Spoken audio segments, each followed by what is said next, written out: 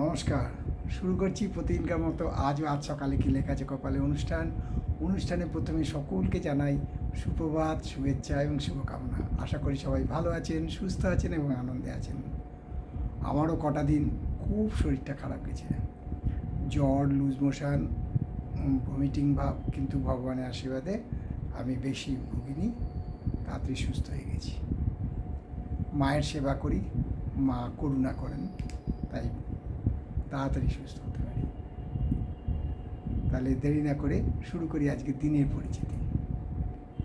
আজ গুপ্তবেশ এবং বিশুদ্ধ সিদ্ধান্ত মতে 22শে ভাদ্র 1432, ইংরাজির 8ই সেপ্টেম্বর 2025।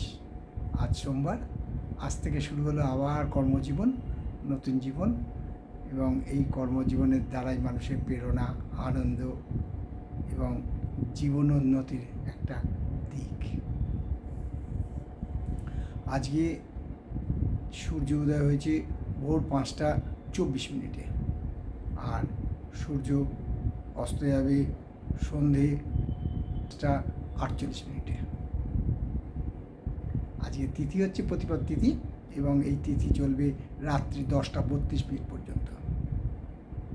তারপর লাগবে তৃতীয়া। এরপর আসছি গঙ্গায় জোয়ার ভাটা। গঙ্গায় জোয়ার আসবে সকাল 10টা 32 মিনিটে এবং রাত্রি 10টা 37 মিনিটে। আর ভাটা আসবে বেলা 3টে 22 এবং শেষ রাত্রি 3টে 27 মিনিটে। আজকে দিনের স্মৃতিচারণে বলবো যে আজ বিশ্ব সাক্ষরতা দিবস। আজকের দিনে কেউ কাউকে যেন মূর্খ না বলে, গাধা, গরু এইসব না বলে। আগেকার দিনে মাস্টাররা না পড়াশোনার সময়, আমরা যখন ছোটো ছিলাম, আমাদেরকে প্রায় বলতো গাধা, গরু এরকম বলতেন তারা, কিন্তু তারা প্রচণ্ড ভালোবাসতেন, কারণ তারা চাইতেন আমার ছাত্ররা জিনিয়াস হোক।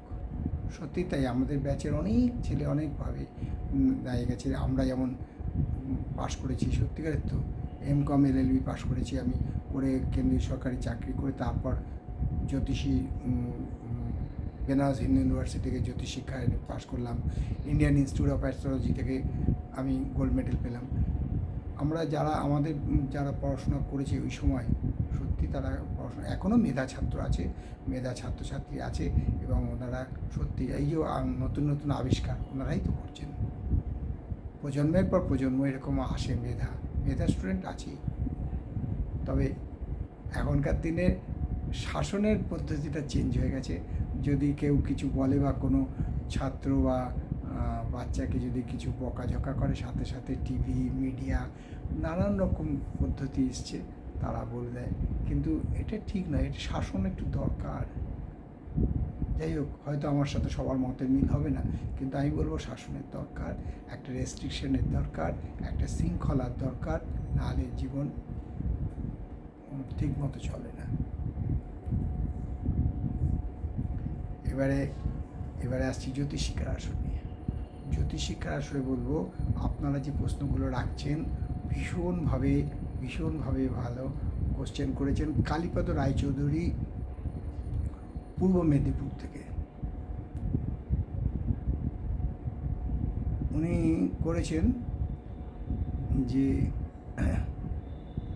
কুষ্ঠিতে কলাগাছ কুষ্ঠি বা বিস্তৃত কুষ্ঠি করার প্রত্যেকটা ঘরে যে আমরা লিখি, সেই লেখাটা কিভাবে হয়।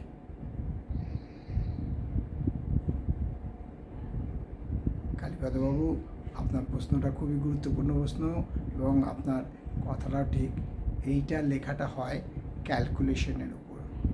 অর্থাৎ ধরুন কারুর শনির দশায়, শনির অন্তর্দশায়, শনির প্রত্যন্তর দশা, এবং সেখানে অন্য কোনো গ্রহ, সাপোজ উদাহরণস্বরূপ বলতে পারি শুক্রের প্রত্যন্তর দশা আছে, সেখানে জাতকের কী যাবে, এই যে হিসেবের লেখার সময় ওই ক্যালকুলেশনে লেখা হয়।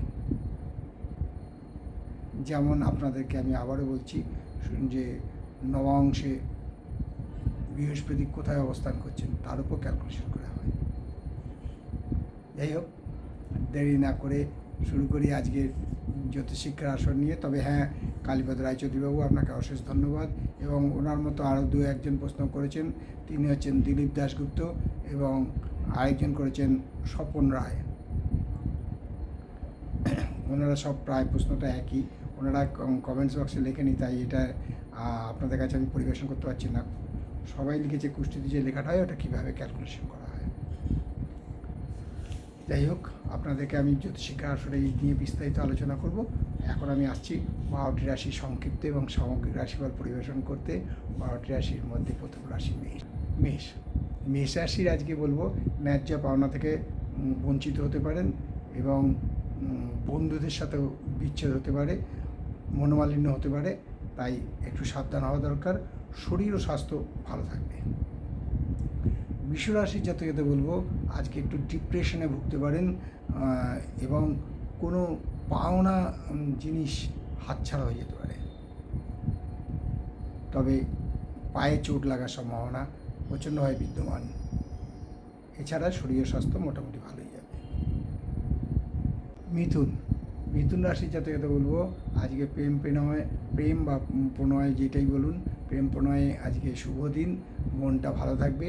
এবং যারা স্ত্রীলিঙ্গ অর্থাৎ যারা জাতিকারা আজকে একটু প্রেমের ব্যাপারে বেশি নিজেদেরকে ব্যস্ত করে তুলবেন।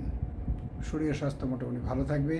কর্কট রাশির জাতককে বলবো আজকে কোনো কারণে বারবার কোনো ঝামেলার জন্য নিজের ওপর নিজের বিরক্তি আসতে পারে, এই ব্যাপারে একটু সাবধান।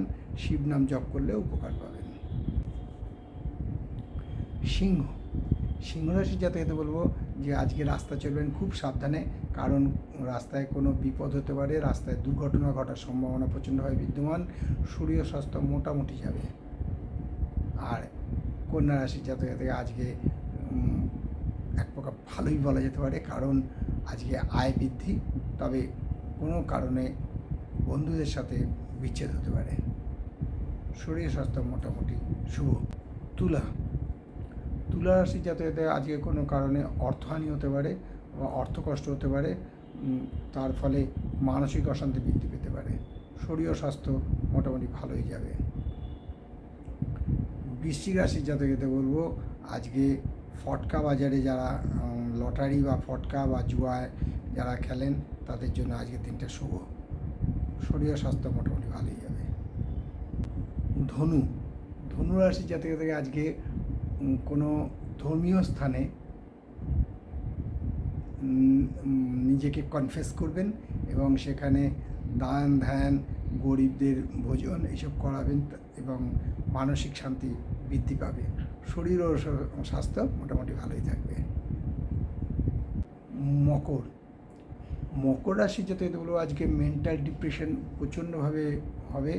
শরীর ও স্বাস্থ্য খুব একটা বেশি হবে না এবং কোনো কারণে মাথার যন্ত্রণায় ভুগতে পারেন, অর্থাৎ শিরোপীড়ায় ভুগতে পারেন। কুম্ভ রাশি জাতকদের বলবো যারা পেটের রোগে ভুগছেন বা অর্শ, আলসার এইসব জাতীয় ভুগছেন তাদের আজকে আরও ভোগান্তি বৃদ্ধি পেতে পারে। শারীরিক এবং মানসিকভাবে একটা চাপ সৃষ্টি হতে পারে। শরীর খুব একটা ভালোভাবে মনে হয় না, ডাক্তারের সুপরামর্শ নেওয়ার জন্য বলবো।